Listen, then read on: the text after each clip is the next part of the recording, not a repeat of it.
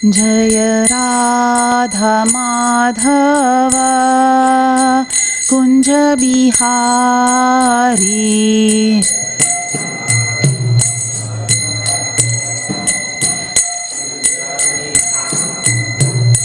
Jaya Radha Madhava Kunja Bihari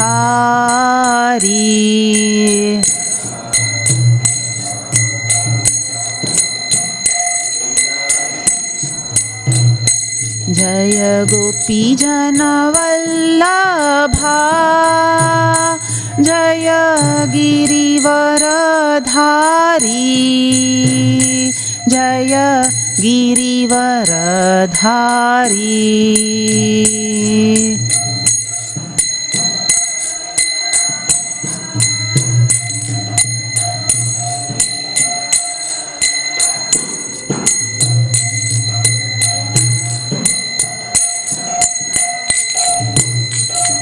Jaya Gopi Jana Vallabha Jaya Girivaradhari Jaya Girivaradhari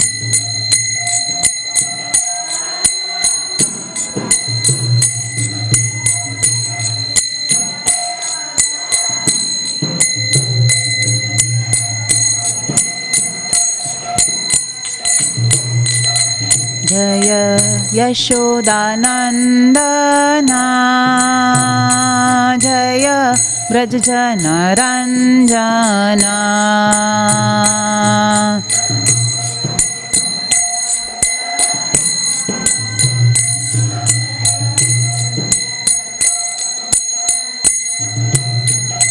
Jaya Yashodanandana Jaya Brajjana Ranjana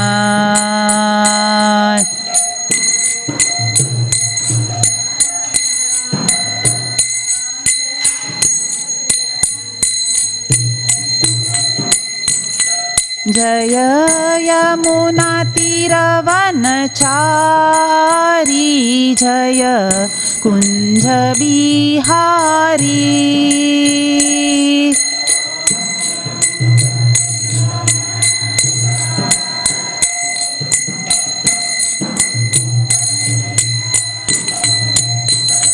Jaya Yamuna Tiravanachari Jaya Kunja Bihari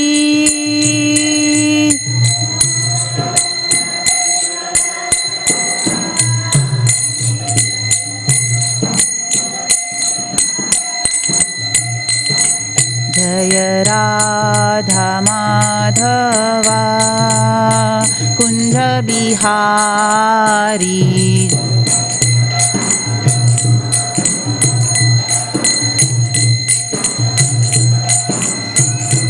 Jaya Radha Madhava Kunja Bihari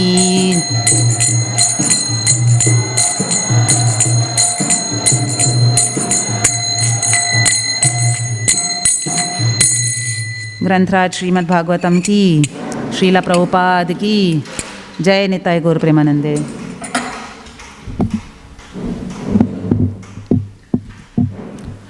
ओम नमो भगवते वासुदेवाय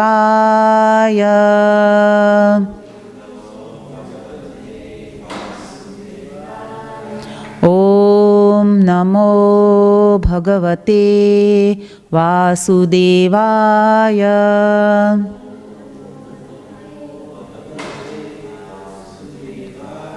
ओम नमो भगवते वासुदेवाय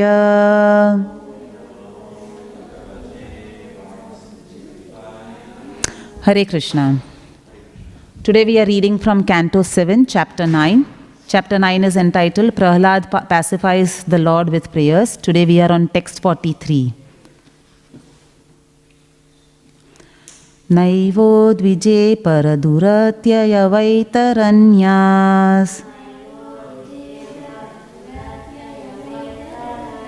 Naivo dvije paraduratya vaitaranyas. Tvadvirya gayan mahamritamagna chittaha. Tvadvirya gayan mahamritamagna chittaha. Shoche tato vimukha chetasa indriyartha. Shoche tato vimukha chetasa indriyartha. Maya sukhaya bharamudvahato vimudhan. Maya sukhaya bharamudvahato vimudhan. Naivo dvije paraduratya vaitaranyas. Tvadvirya gayan mahamritamagna chitta. Shoche tato vimukha chetasa indriyartha. Maya sukhaya bharamudvahato vimudhan. Naivo dvije paraduratya vaitaranyas. Tvadvirya gayan mahamritamagna chittaha. Shoche tato vimukha chetasa indriyartha. Maya sukhaya bharamudvahato vimudhan.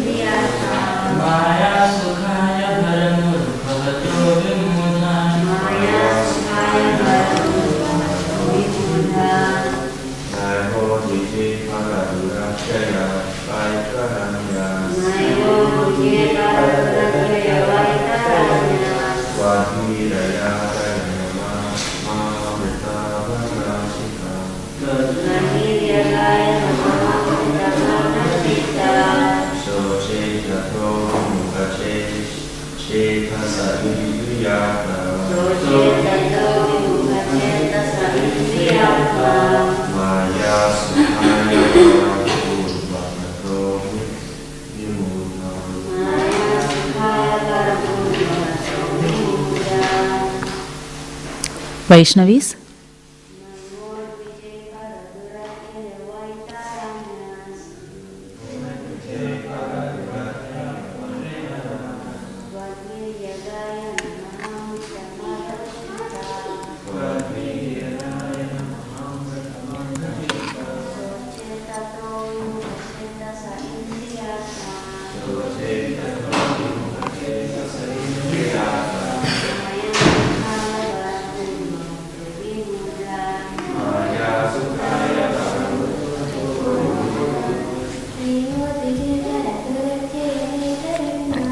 Naivo dvije paraduratya vaitaranyas. Tvadvirya gayana mahamritamagna chittaha. Shoche tato vimukha chetasa indriyartha. Maya sukhaya bharamudvahato vimudhan. Na, not. Eva, certainly. Dvije, I am disturbed or afraid. Para, O Supreme. Duratyaya, insurmountable or very difficult to cross. Vaitaranya, of the Vaitarani, the river of the material world. Tvatvirya, of your Lordship's glories and activities. Gayan, from chanting or distributing. Mahamrita, in the great ocean of nectarian spiritual bliss. Magnachittaha, whose consciousness is absorbed. Shoche, I am simply lamenting. Tata, from that. Vimukha Chetasaha, the fools and rascals who are bereft of Krishna consciousness. Indriya Artha, in sense gratification. Maya Sukhaya, for temporary illusory happiness. Bharam, the false burden or responsibility of maintaining one's family, society, and nation, and elaborate arrangements for that purpose. Udvahataha, who are lifting by making grand plans for this arrangement. Vimudhan, all of them are nothing but fools and rascals. I am thinking of them also. Translation and purport by His Divine Grace, A.C. Bhaktivedanta Swami Srila Prabhupada. Translation. O best of the great personalities, I am not at all afraid of material existence, for wherever I stay, I am fully absorbed in thoughts of your glories and activities. My concern is only for the fools and rascals who are making elaborate plans for material happiness and maintaining their families, societies, and countries. I am simply concerned with love for them. Purport. Throughout the entire world, everyone is making big plans to adjust the miseries of the material world. And this is true at present, in the past and in the future. Nonetheless, although they make elaborate political, social, and cultural plans, they have all been described herein as vimudha, fools.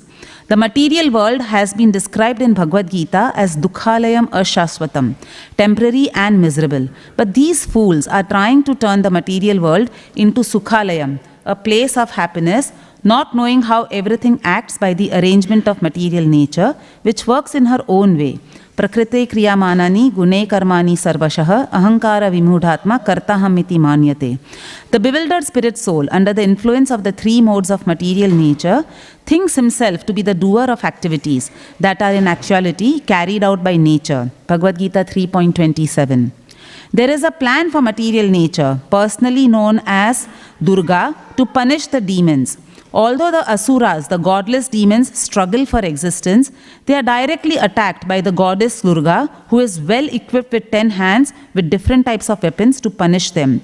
She is carried by her lion carrier, or the modes of passion and ignorance. Everyone struggles very hard to fight through modes of passion and ignorance and conquer material nature. But at the end, everyone is vanquished by nature's laws. There is a river known Vaitarani between the material and spiritual world, and one must cross this river to reach the other side, or the spiritual world. This is an extremely difficult task. As the Lord says in Bhagavad Gita 7.14, Devi yesha gunamayi mama maya duratyaya. This divine energy of mind, consisting of the three modes of material nature, is difficult to overcome. The same word duratyaya, meaning very difficult, is used here. Therefore, one cannot surpass the stringent laws of material nature except by the mercy of the Supreme Lord. Nonetheless, although all materialists are baffled in their plans, then they try again and again to become happy in this material world. Therefore, they have been described as vimudha, first-class fools. As for Prahlad Maharaj, he was not at all unhappy, for although he was in the material world, he was full of Krishna consciousness. Those who are Krishna conscious, trying to serve the Lord, are not unhappy, whereas one who has no assets in Krishna consciousness and is struggling for existence is not only foolish but extremely unhappy also. Prahlad Maharaj was happy and unhappy simultaneously. He felt happiness and transcendental bliss because of his being Krishna conscious, yet he felt great unhappiness for the fools and rascals who make elaborate plans to be happy in this material world. Om Ajnanatirmirandhasya Jnananjana Shalakaya Chakshurun Militam Yena Tasmai Shri Gurave Namaha. Shri Chaitanya Manobhishtam Sthapitam Yena Bhutale Swayam Rupa Kadamayam Dadati Swapadantikam Mukam Karoti Vachalam Pangum Langayate Girim Yat Kripatamaham Vande Shri Guru Dinatarinam Vanchakalpatarubhyascha Kripa Sindhubhya evacha Patitanam Pavanebhyo Vaishnavebhyo Namo Namaha. Jai Shri Krishna Chaitanya Prabhu Nityananda Shri Advaita Gadadhara Shri Vasadi Gaura Bhakta Vrinda. Hare Krishna Krishna Krishna Hare Hare Hare Rama Rama Rama Hare Hare. Hare Krishna. So this verse is talking about, we are seeing that Prahlad Maharaj is continuing his prayers and they've started quite a few verses ago. So he's offering elaborate prayers to Narasimha Dev. We've heard the background in many classes that everybody, including the highest demigod Lord Brahma, was very afraid to approach Lord Narasimha Dev because he was in such an angry mood after killing Hiranyakashipu. And therefore they actually sort of pushed Prahlad Maharaj forward to offer prayers and to pacify Narasimha Dev, because they knew the purpose of Narasimha Dev appearing was to protect Prahlad Maharaj, and therefore just as a lioness is very loving towards its cub but very ferocious towards other animals or other human beings, so in the same way they knew Narasimha Dev, being the fierce protector of Prahlad Maharaj, will be pacified only by him. And Prahlad Maharaj has started offering these beautiful eloquent prayers since the last few verses. So these are not only his heartfelt prayers, and in the previous classes we've heard about the different types of prayers which are offered to the Lord. And these prayers are not only his own prayers for expressing gratitude, for expressing glories like glorifying the Supreme Personality of Godhead, but they are also full of compassion. And that is what we can see in today's verse. And in the purport also Prabhupada describes very nicely that Prahlad Maharaj is saying that I am happy in this, even though I am in this material world. Now, Prabhupada is talking about miseries in this material world and how material world is dukhalaya ashaswatam. Prabhupada talks about all that in detail in the purport. So, who can have a greater misery than Prahlad Maharaj? Actually, if you see, like many people are miserable in this world, some people have health issues, some people have financial issues, some people have PR issues, they are not getting citizenship, some people have, worry about their parents, siblings, children. So everybody has so many miseries, but if you compare and see, Prahlad Maharaj's miseries were much, much greater than what anybody else can experience. Because at least, when people have miseries, most of them at least have parents who are loving towards them, who want to protect them, who want to do good for them. But Prahlad Maharaj's own father was after his life. And not only was he wanting to kill him, but wanting to kill him in very, very atrocious and very cruel ways, if we see. And there are so many things Hiranyakashipu tried to kill Prahlad Maharaj. Imagine putting a small child in front of a mad elephant, throwing a child off a cliff. So you can imagine the atrocities and the miseries Prahlad Maharaj had to go through. That too at the hands of the person who's supposed to protect him, his own father. So, and despite all these miseries that he had to go through, Prahlad Maharaj is still saying, I'm very happy in this world. And that he's saying, where is my happiness coming from? It is coming from the chanting of the holy names, and it is coming from being absorbed in you and your pastimes, my Lord. And Prabhupada again describes about that in the purport. Prabhupada says that, miseries are going to come. Nobody is going to be free of miseries. The purpose why this material world has been designed is actually to frustrate a human being's efforts to enjoy, a jiva's efforts to enjoy. That is the whole purpose of this creation.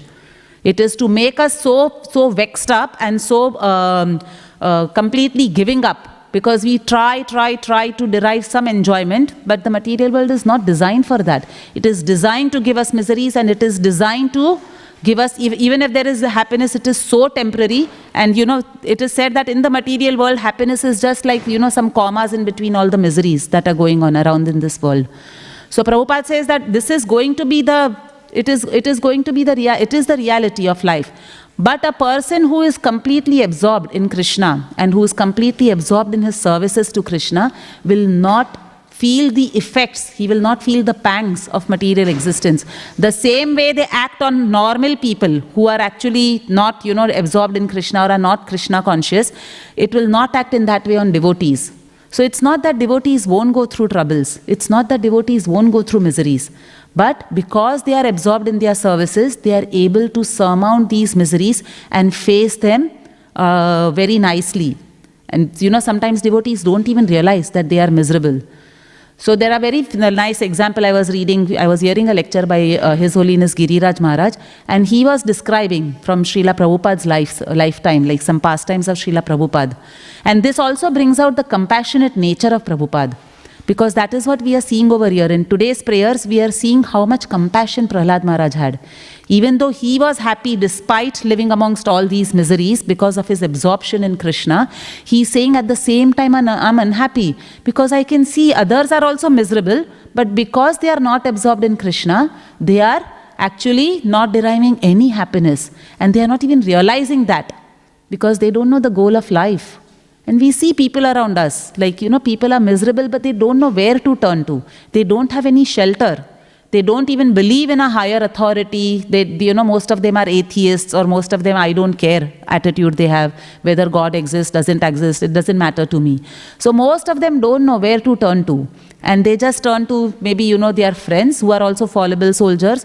Or sometimes I've heard people say, I go for a long drive to unwind myself. So they take shelter of all these material fallible soldiers which are going to fail them ultimately. And that is what Prahlad Maharaj is expressing his unhappiness about. So we see that, Vaishnava is para dukha dukhi, that nature of Prahlad Maharaj is coming out, how compassionate he was. He has the Supreme Lord standing in front of him. He can ask the Lord for whatever he wants, but he is expressing that my compassion is for all these people who are suffering in this material world.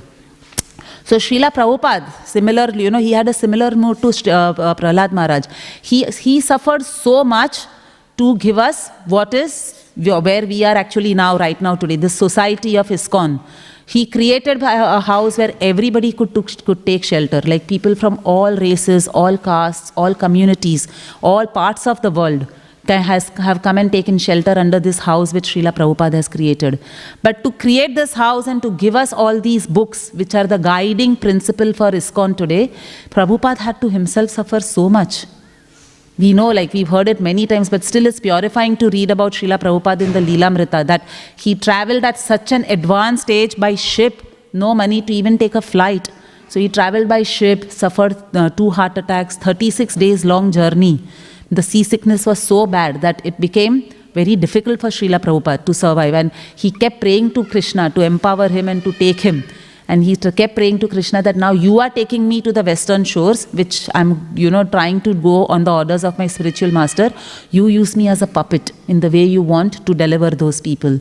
So we see Srila Prabhupada, even while he was in India, not only the struggle to go to America, but while he was in India, in Delhi, he first tried so much to establish Krishna consciousness in India.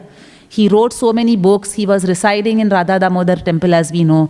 And he used to walk long distances just to save that few paisa of rickshaw fare so that he saves money for printing his books.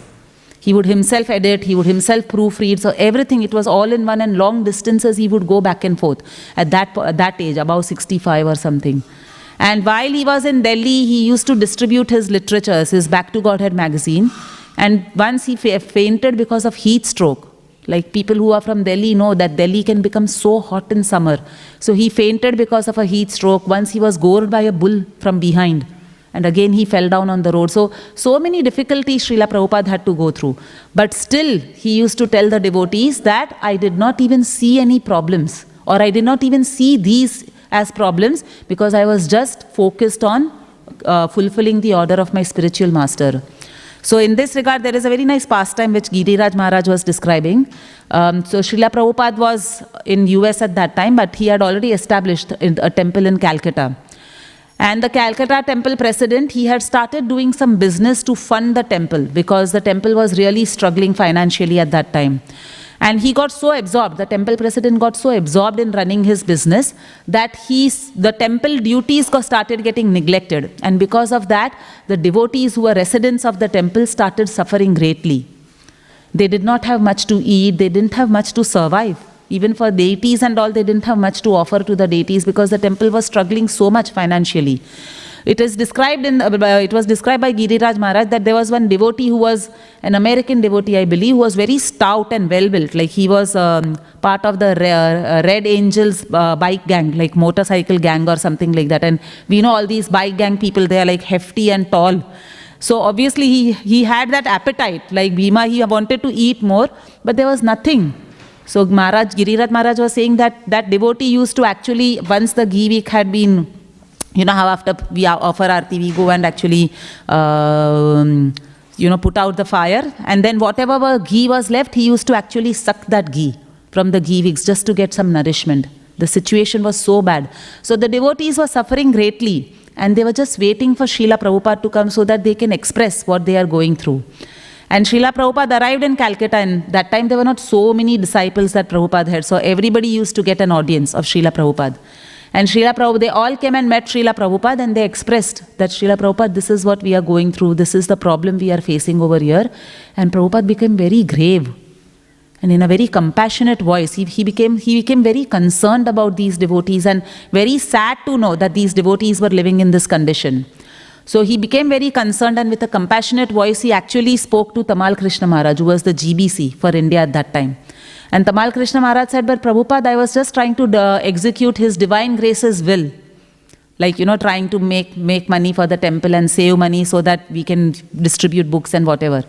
And Srila Prabhupada actually replied sarcastically to him. He said, is it His Divine Grace's will that the devotees are suffering like this? Is that His will? So Srila Prabhupada then immediately made arrangements, he was very practical in his instructions. He said, all of you now, form a committee and write down what you all want and make resolutions how you all are going to achieve that. Everybody signs and then everybody works towards that goal. So Srila Prabhupada took so much interest. If devotees were suffering, he was actually, moved by devotees suffering, and he did not want any of his disciples to suffer like this. But later on, just as because he's the spiritual master, he has to give instructions amidst all these miseries that the devotees were facing. And that time he said what's similar to what we read in the purport. He said that this is the material world and the miseries are going to be there. It is up to us how we are dealing with these miseries. And he said that you all don't know, I have not even described to you how much suffering and problems I've gone through in trying to come to America and trying to establish this Krishna conscious society. I don't talk about them, and I did not even see them as issues, because my goal was always, how do I please Krishna and how do I please my spiritual master? And because that was my goal, these issues or these problems or miseries did not matter at all. So apart from, the heart attacks and all that, Srila Prabhupada said even when he landed in America, because of that, severe cold that was there, the weather changes he had to go through, because he was from Calcutta. Calcutta is a very warm place. And imagine an old person, like if our parents or grandparents come here to Melbourne in winter, we see how much they start feeling cold and they want to protect themselves all the time. But imagine New York, which has minus, some degrees temperature, and it keeps snowing and all. So Srila Prabhupada was telling the devotees of Calcutta that I used to get a constant ringing in my ears in the early days especially, and constant headaches I had at that time when I arrived. But I never complained to anyone, neither did I see them as issues. I just thought that these are just, few hiccups that are coming, but my goal is to establish this society and fulfill my spiritual master's order. So this was Srila Prabhupada, very compassionate, but at the same time, very instructive to his disciples. In fact, once when he was in Juhu, the Juhu temple was just being constructed, and we know Giriraj Maharaj was like the main person who was trying to get the whole, go through that whole hassle with Mr. Nair and trying to get the whole temple constructed. So that time, the temple was under construction, and Prabhupada had a small room in the corner of the Hare Krishna land, it was called, in the Juhu temple. And Prabhupada was sitting there and he was talking to some of his disciples. And there was a very rough-looking man who entered. Like, he was tall and little bit hefty and dark-complexioned, and he was wearing a little bit of ragged clothes, and he entered. And everybody, suddenly there was silence because, this man has entered and nobody knows him, sort of. But that man had some flowers in his hand, and he came and he placed those flowers in a little vase on Srila Prabhupada's desk, and then he paid obeisances and he left. And for some time, Srila Prabhupada just kept looking down. He was so choked when he looked up, like he was so overcome with emotion and so much compassion he had in his heart when he spoke about this man. He said, just look at this man. So he was obviously, from the looks, he was obviously a laborer. Who was working on the land of the Juhu temple, he was helping in the construction and also. He was a construction worker over there. And Srila Prabhupada said, just look at him. He knows that a saintly person is there over here and how a saintly person should be served. And therefore see how he has come. And even he collected some flowers from somewhere and he's come and offered them to me. So he was so full of, his voice was so full of compassion, and he blessed that man profusely.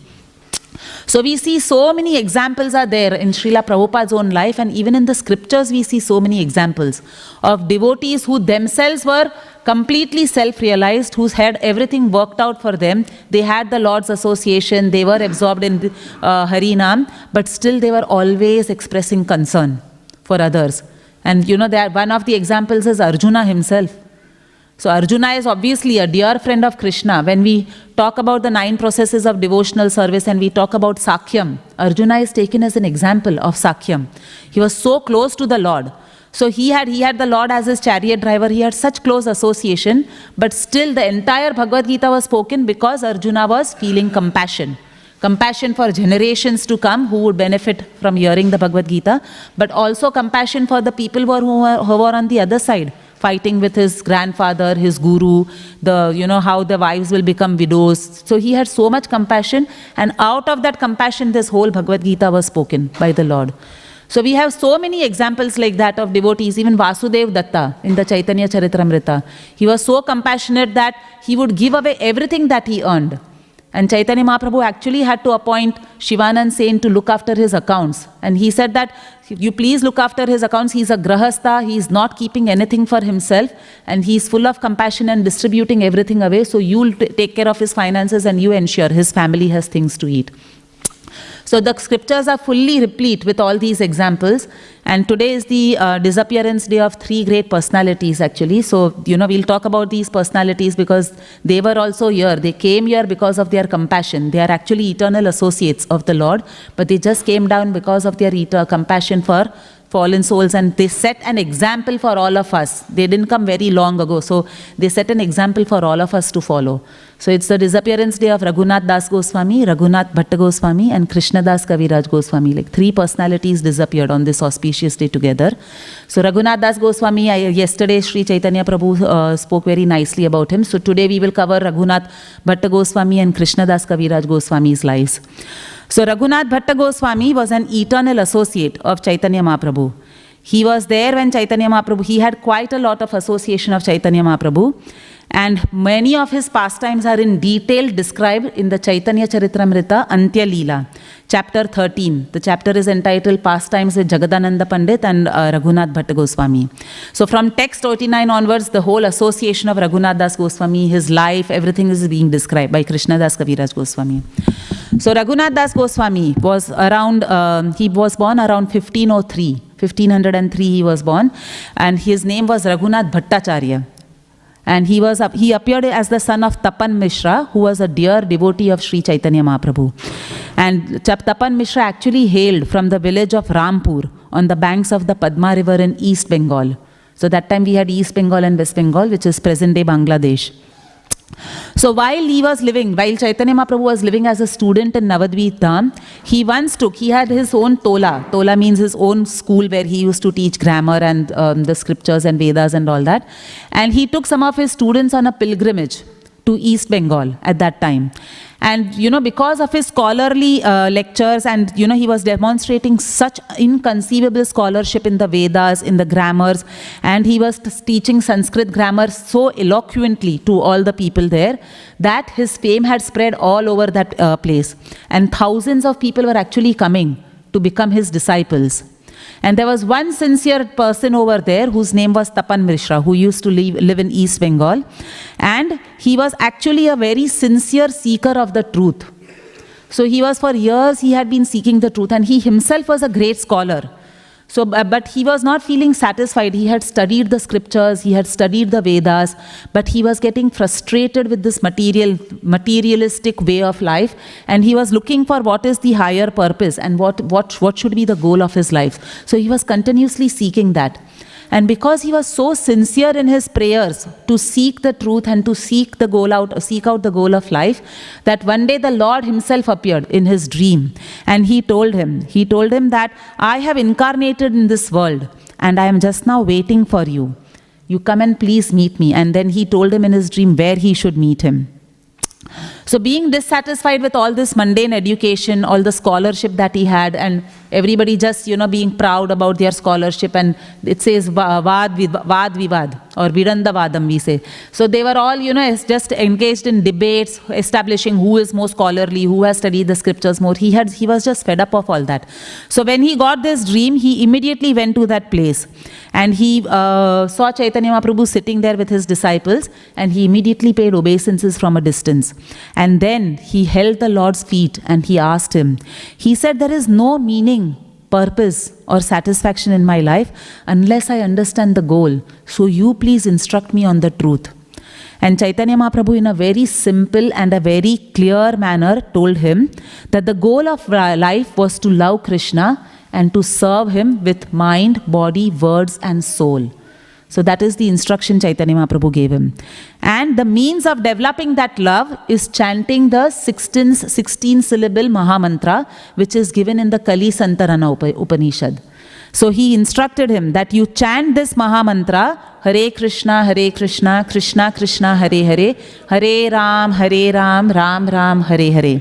He said you chant this Mahamantra which is given in the Kali Santarana Upanishad, and it is the greatest of all mantras, and that is the goal of your life.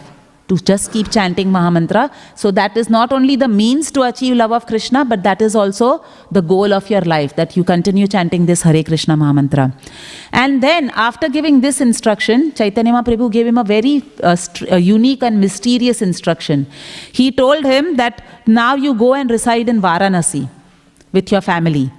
So Tapan Mishra was also a bit bewildered that, why he is sending me to Varanasi? Because at that time in Varanasi, it was a seat of impersonalism. Like most of the people who used to live there were Mayavadi philosophers. And Tapan Mishra was thinking, whose association will I get once I go to Varanasi? But still, he took the Lord's instructions as his life and soul. So not only he started chanting the Hare Krishna Mahamantra, but he immediately left for Varanasi. And he went and resided there, and he met one devotee over there, whose name was Chandrasekhar Vaidya. And the Lord told him, when he gave him this instruction to go and live in Varanasi, he said, very soon I will come there and I will give you my association. And that time I will talk to you further about the importance of chanting Hare Krishna Mahamantra and the truth of life and the goal of life. So Chaitanya Mahaprabhu, after he had taken sannyas, we all know from the Chaitanya Charitamrita, he had gone to Vrindavan for some time, and then on the way back from Vrindavan, he actually stopped in Varanasi for some time before going to Jagannath Puri. And when he was in Varanasi, he actually stayed there for 2 months, and he stayed in the house of Chandrasekhar Vaidya, but he used to take his prasad in Tapan Mishra's house. And by that time, Tapan Mishra already had a young boy called, that was none other than Raghunath Bhatt Goswami. He was called as Raghunath Bhattacharya, who became very attached to the Lord in those 2 months. So he would take great pleasure, like Raghunath Bhattacharya he was also a scholar because his father was a scholar. Raghunath Bhattacharya was already learned in the scriptures and the Vedas. So even though he was a Brahmana and he was a great scholar, he would take great pleasure in doing menial services for the Lord. He would wash his plates. When the Lord had danced for many, many hours in Kirtan, he would then sit down and massage his feet very nicely. So like that, he was rendering all types of menial services to the Lord. And because of that, he had become very dear to Chaitanya Mahaprabhu because of his service attitude. So he then, he kept serving his parents, Raghunath Bhatta Goswami. And when he became young enough to travel, his father actually instructed him. He said, now you go and be with Chaitanya Mahaprabhu for some time and you serve him. And his mother cooked varieties of foodstuffs and they packed in very nice bags. And along with her servant, Raghunath Bhatt Goswami proceeded by foot. It was a long journey from Varanasi to Puri. But Raghunath Bhatt Goswami proceeded with all the eatables his mother had prepared to go and meet Chaitanya Mahaprabhu in Puri. So once he arrived in Puri, he was warmly welcomed by Chaitanya Mahaprabhu and all the other devotees over there. They became so happy to see Raghunath Bhatta Goswami. And during that time, he stayed in Puri for 8 months. And he gave whatever his mother had cooked, he gave everything to Chaitanya Mahaprabhu. And Chaitanya Mahaprabhu became overwhelmed with ecstasy and gratitude. He said, your parents are such great devotees of Lord Krishna. And when I was in your house, staying there for 2 months in Varanasi, they served me with so much love. How can I ever repay them? And now also they've sent so much things for me to eat. So he told his servant Govinda to pack everything away nicely and keep, so that he could honor that prasadam every day. So Raghunath Bhatta Goswami stayed there for 8 months and he rendered lots of services to the Lord. And one of his main services was actually to cook for Chaitanya Mahaprabhu. He would invite Chaitanya Mahaprabhu regularly to his house to take prasad. And it is described that he was an expert cook. In the Chaitanya Charitamrita Antya Lila, it's described. He was an expert cook. And he had developed such mastery in cooking that Chaitanya Mahaprabhu used to feel that whatever he is cooking is just like nectar. And it is described further by Srila Prabhupada that it was not the expertise in using the spices and the ingredients correctly, which we see like today's chefs. There are shows called Master Chef and all on the TV. So they have this, they try to develop expertise in using spices and all the other ingredients to create different delectable foodstuffs. But here it was described by Prabhupada that for him it was the diligence and care with which he used to cook and the affection with which he used to cook for Chaitanya Mahaprabhu, and that love which he used to imbue in his cooking, that is what Chaitanya Mahaprabhu was tasting. Because Krishna is Bhavagrahi Janardana. He is not here, he is Lakshmipati. What all he doesn't have, because he is the husband of the goddess of fortune. What does he need from this material world? That too from Kali Yuga, all the inferior foodstuffs that we get nowadays full of pesticides and all. So Krishna is Bhavagrahi Janardana. He is actually just looking at a bhava. And Prabhupada actually describes in the purports. He says the way in which somebody cooks is very important in Krishna accepting that bhoga or no. Because if somebody is cooking in an agitated mood, and sometimes it happens when we are getting very late in the mornings, our husband has to leave for office or we have to leave for office and we are quickly cooking, and that time sometimes we are in an agitated mood because it's getting late, we want to finish the cooking quickly. But Prabhupada warns actually. He says that when you are cooking, if the absorption is fully in Krishna and that mind is there, that I am cooking for Krishna's pleasure and for the pleasure of his devotees, then automatically that prasadam will become nectar, because Krishna would have accepted it with so much relish. And that is what Chaitanya Mahaprabhu was demonstrating with Raghunath Bhatta Goswami. He used to tell him profusely that your prasad is like nectar, because he was tasting his love all the time. So he stayed there for 8 months at that time, and then Chaitanya Mahaprabhu ordered him to go back to Varanasi. He said that your parents are very aged, you go and serve them, and they are great devotees, they are Vaishnavas. So don't neglect your duty towards them, you go and serve them. So he gave him 2 instructions. The first instruction was go and serve your elderly parents and stay with them in Varanasi. And the second instruction was study the Śrīmad Bhāgavatam under a pure devotee of the Lord. Don't go to any professional reciters or Mayavadi philosophers, but go and study under a pure devotee of the Lord. So Raghunath Bhatta Goswami took that instructions to heart.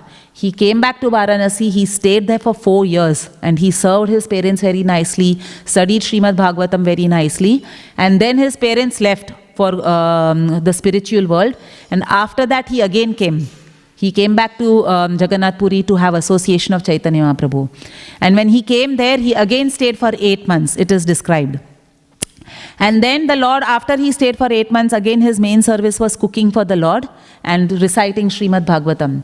So after that, again the Lord told him that now you go to Vrindavan. And you go and stay and associate and take shelter of my 2 dear devotees, Rupa Goswami and Sanatan Goswami. Take their shelter, study the scriptures under their shelter and serve Krishna under them. So Raghunath Bhatta Goswami became very sad, very sorrowful and very agitated, because he was going to be separated from Chaitanya Mahaprabhu. And Chaitanya Mahaprabhu could see that he's becoming quite agitated and very sad. So he took off his own neck beads and he put them around his Raghunath Bhatta Goswami, and he gave his own neck beads as Mahaprasad to him. And along with that, he sent 2 other items as Mahaprasad with Raghunath Bhatta Goswami for the devotees in Vrindavan. He sent a Tulsi Mala, and these were Mahaprasad of Lord Jagannath actually. So he sent a Tulsi Mala which was 8 cubic feet long that had been offered to Jagannath. So he sent that Mahaprasad, and he actually sent some Mahaprasad like some rice and all that had been offered to the Lord. So he sent these prasadam items with Raghunath Bhatta Goswami, and that way Raghunath Bhatta Goswami proceeded to Vrindavan. So in Vrindavan, he was very warmly received by Rupa Goswami and Sanatan Goswami, and because he had come from Jagannath Puri, they were all eager to hear about the Lord, what the Lord was doing, his pastimes, his leelas, his ecstasies. They were all very eager to hear from Raghunath Bhatta Goswami about that. So Raghunath Bhatta Goswami, throughout the day, his service was to actually recite the Śrīmad Bhāgavatam. And so many, many Goswamis were there at that time. All of them would gather. Because Raghunath Bhatta Goswami, when he would recite, he was a very great singer. So when he would recite the Śrīmad Bhāgavatam, he almost sounded like a cuckoo bird. It was so melodious. And it is said that every verse he would be able to recite in 4 different ragas or tunes.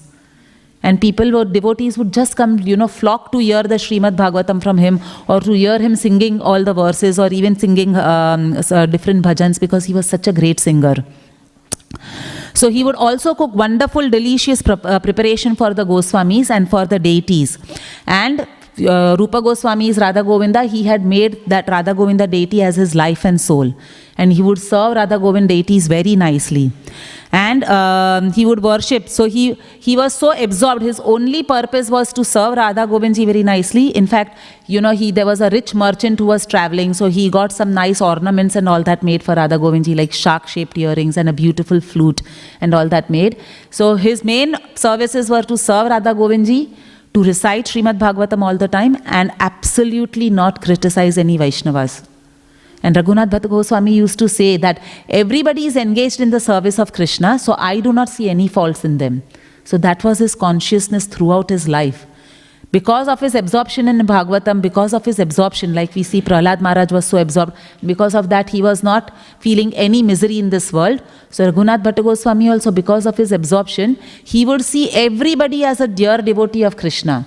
And even if they had some, faults or some, this thing, he would never criticize them. Because he said somehow or the other they are engaged in Krishna, and that is what Krishna is accepting from them. Who am I to talk ill about any Vaishnavas? So that was his philosophy, never to talk ill about Vaishnavas and never to criticize devotees. So he passed away. So these are some pastimes of Raghunath Bhatta Goswami, and he passed away from this earth and entered the spiritual world in 1579. So 1503 he was born, and around 1579 he passed away. And Gaur Ganeshdev Deepika says that he is actually Raga Manjari in the spiritual world. He is an eternal associate of Srimati Radharani, who came down over here to set an example for all of us to follow. We'll spend the next few minutes talking about Krishnadas Kaviraj Goswami.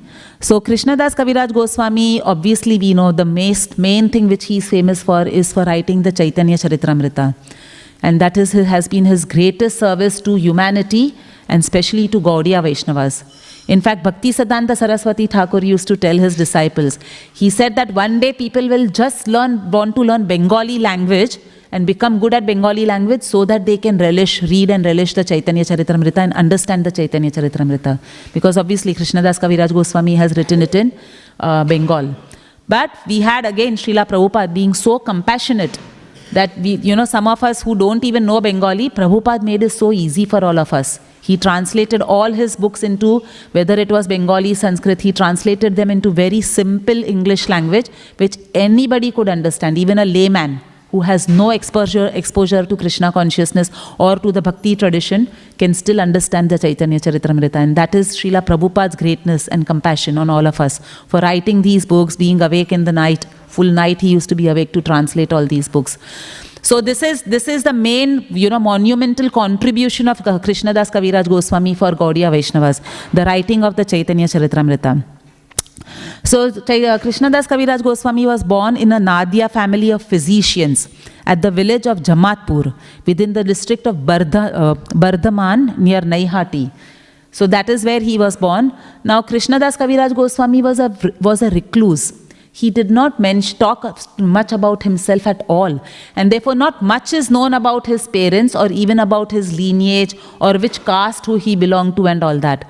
So there is, some Vaishnavas give different interpretations. They say that because his name has Kaviraj to it, so that means he must have been a Vaidya. Vaidya means like a physician. That's why they were called as Kaviraj. Some people say that no, his name is Kaviraj and therefore he must have been a great poet and a scholar. And he must have been a Brahmana. So and some people say he was a Kayastha. So there are different interpretations. But because Krishnadas Kaviraj Goswami did not speak much about his previous life to anybody, there's not much we know about him. But from some of the Vaishnavas, we know that his father's name was Bhagirath and his mother's name was Sri Sunanda. So that has come to light recently. And he had a younger brother named Shyamdas. So his name was Krishnadas and the younger brother's name was Shyamdas.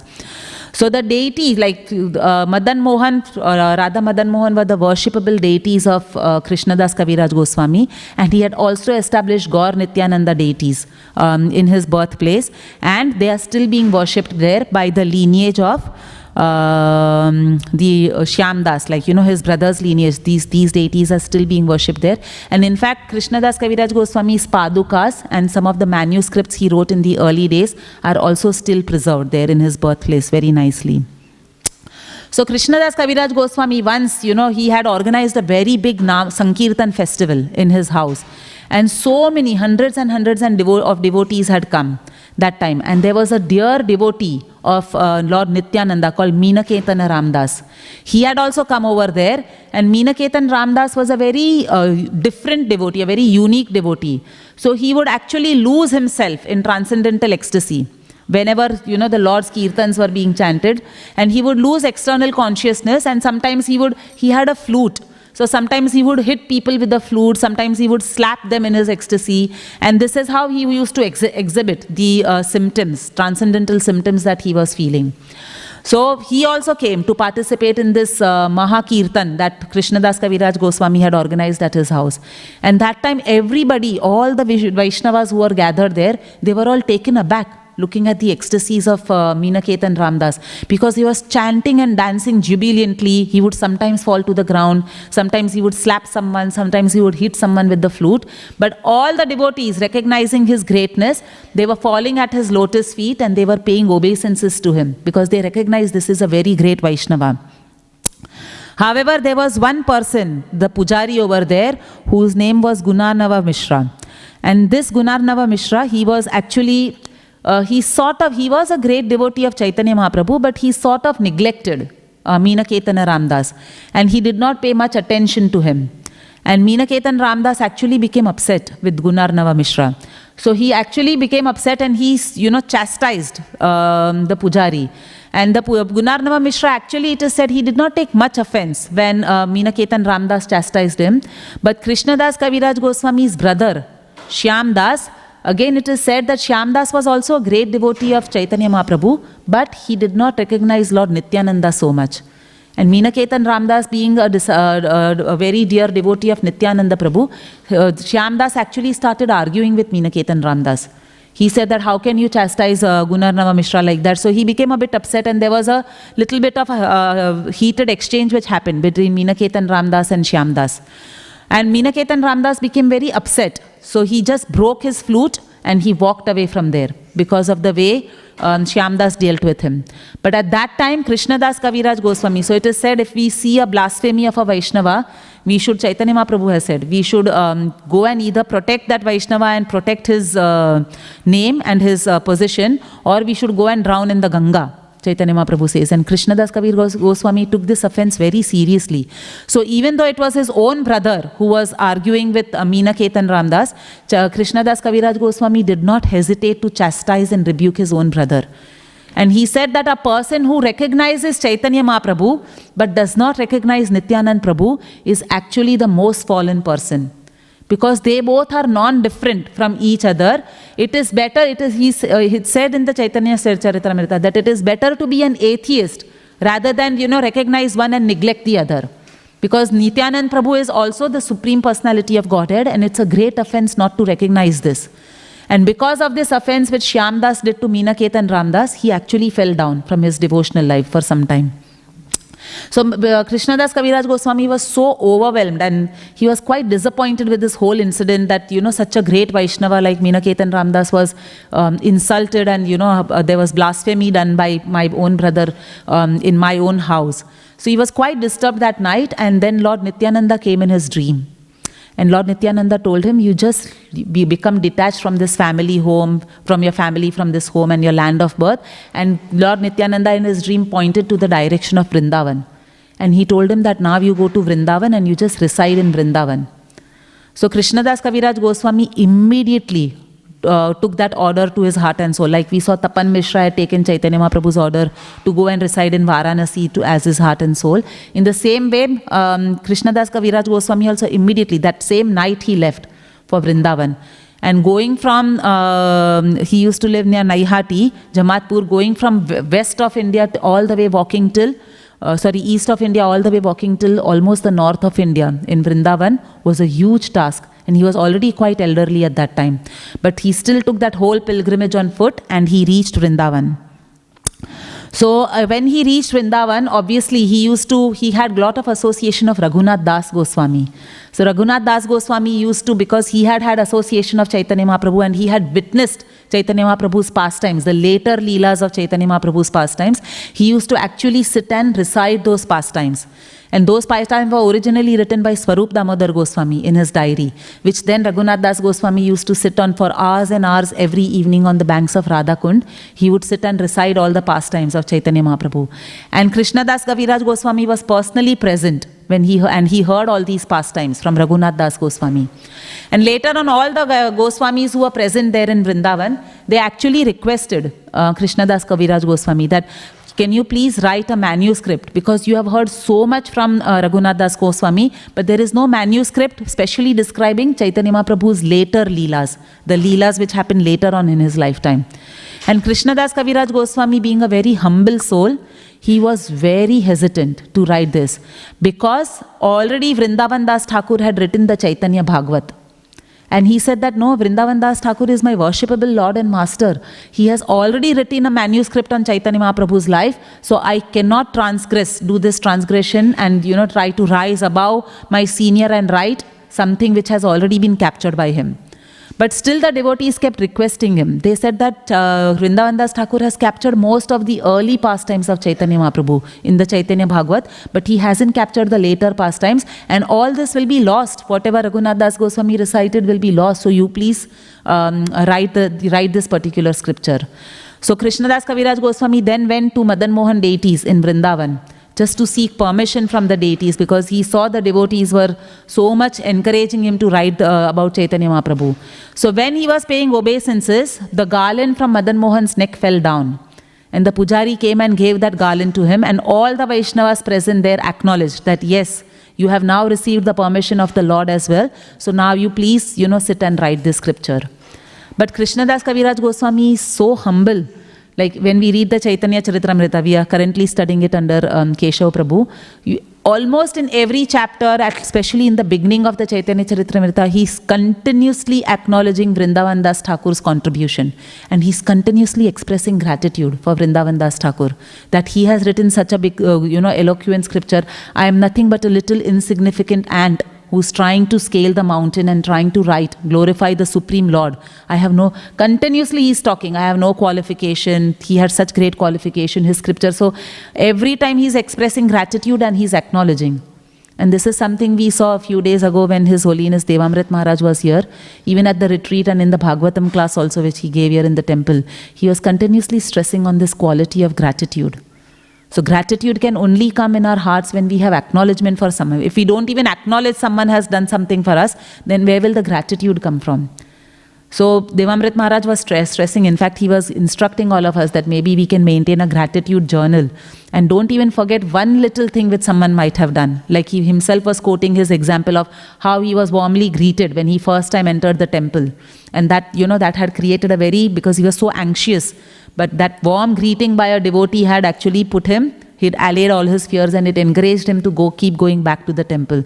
So like that, every small thing, if we, even remember, we note it down and we make a point to go and thank that person will be encouraged to then do that act more and more to others as well. And that way it spreads, the goodwill spreads among others. So we see Krishnadas Kaviraj Goswami demonstrating that particular virtue.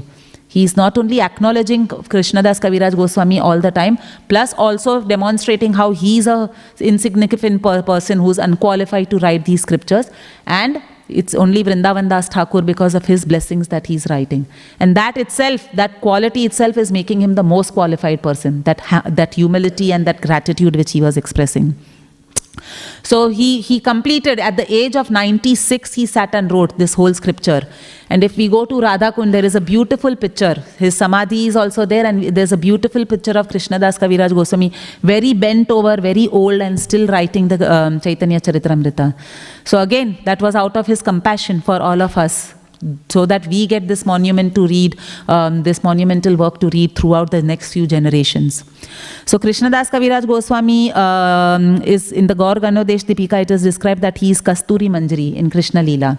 And his samadhi is still there, like I said, in the banks of Radhakund. So when we go to Radhakund, we can pray to Krishnadas Kaviraj Goswami and his samadhi that we get some taste to relish the Chaitanya Charitamrita and absorb ourselves in Chaitanya Mahaprabhu's pastimes, the scripture which he so painstakingly wrote.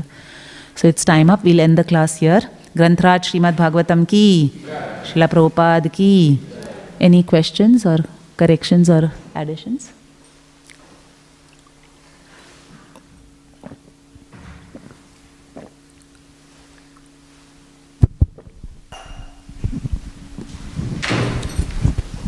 Hare Krishna, Mataji. Thank you for the nice class.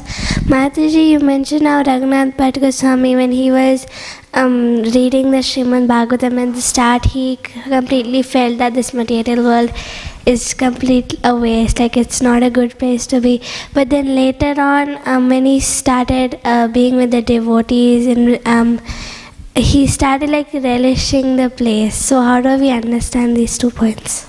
So Raghunath Bhatta Goswami's father, you're talking about him? He used to feel this material world is a mundane place to live. So yeah, he used to feel that because he had not started relishing Śrīmad Bhāgavatam. He was, reading scriptures, different scriptures and Vedas and all, and he was a great scholar. So I'm not completely aware whether he was reading Śrīmad Bhāgavatam also at that time, but through his scholarship and study of the scriptures and the Vedas, he realized that this mundane education is of no use. And it is just giving people pride, it is making people more and more materialistic, trying to show off to each other and trying to make money out of their education or something. And that is why he was looking at the materialistic ways of people, he was feeling very dissatisfied. Although he himself had spent years studying the scriptures and becoming a scholar, he was slowly becoming dissatisfied with the world, and that time he was seeking the truth. He was going more internal, trying to realize what is the truth and what is the goal of life. And that's when the Lord came in his dream and directed him to go and meet Chaitanya Mahaprabhu. So later on, obviously, then he became because Chaitanya Mahaprabhu gave him direct instructions to chant the Hare Krishna Mahamantra and to actually go and reside in Varanasi, where he got the association of Chandrasekhar Vaidya as well, another devotee. So that's how then he started relishing. So it was Raghunath Bhatta Goswami who used to relish the Śrīmad Bhāgavatam and recite it in very beautiful tunes and all that. But his father was more of a scholar, a mundane scholar, who then started realizing this is not enough in life.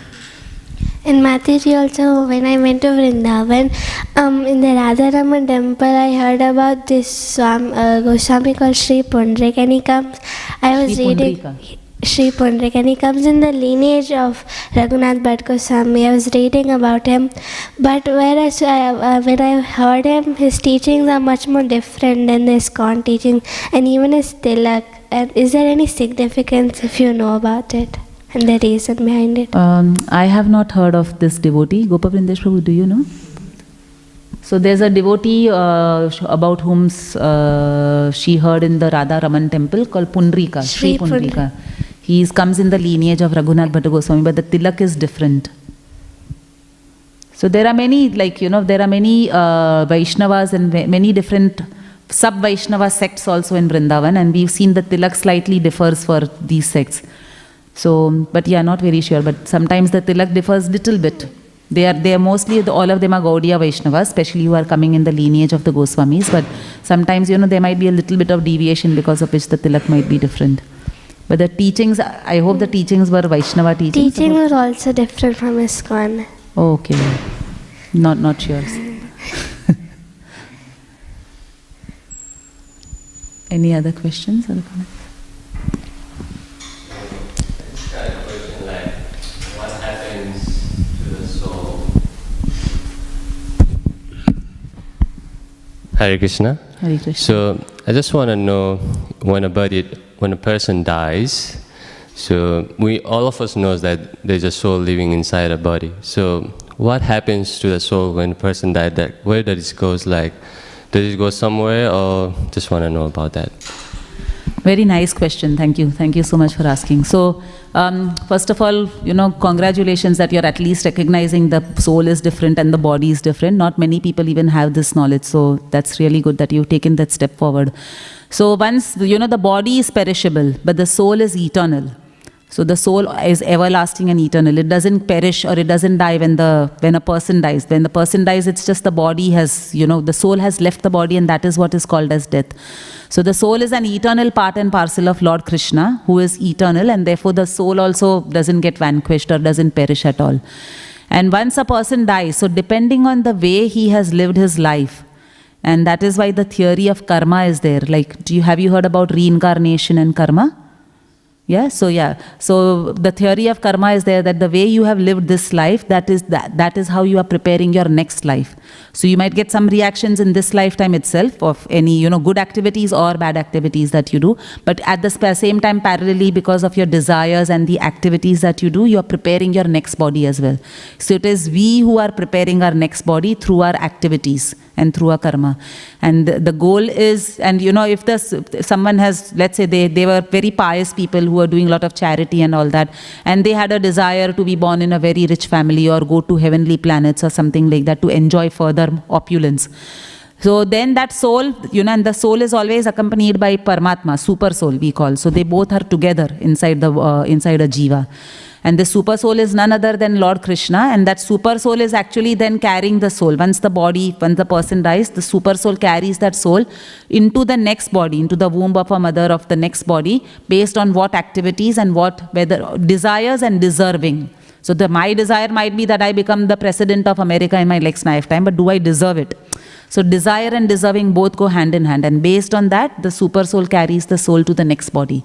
So if someone has spent their time, like I said, doing lots of charity and having a desire that I should be born in heaven, then yes, they might go to heaven. Or somebody has not spent their life very nicely, they were eating meat, they were doing sinful activities, then they might go to either the hellish planets or they might go to a lower species of life. Like if somebody is fond of eating meat, then they might get a lion's body because that is more suited for eating meat. A human body is not meant for eating meat. So it all depends on what activities we are doing and what our desires are, which are creating impressions in our mind. And therefore, as devotees of the Lord, we know the goal is actually to escape. We don't want to keep taking birth in different bodies within this world. Because this material world is still, whether we go to heaven, hell, or on this earth, it is still inside it's still inside a jail. It's a jail. We want to escape from this jail and go to the spiritual world where we never die. Like, where we are always engaged in the pastimes of the Lord. And that is the whole process of, doing bhakti, chanting the Hare Krishna Maha Mantra, doing services to Lord Krishna, reading scriptures, and that way we are preparing our next lifetime to be spent in the Lord's association in the spiritual world. So that's how different destinations are for the soul, depending on different activities and desires that the soul has. Anything else? We'll end the class here. Srila Prabhupada ki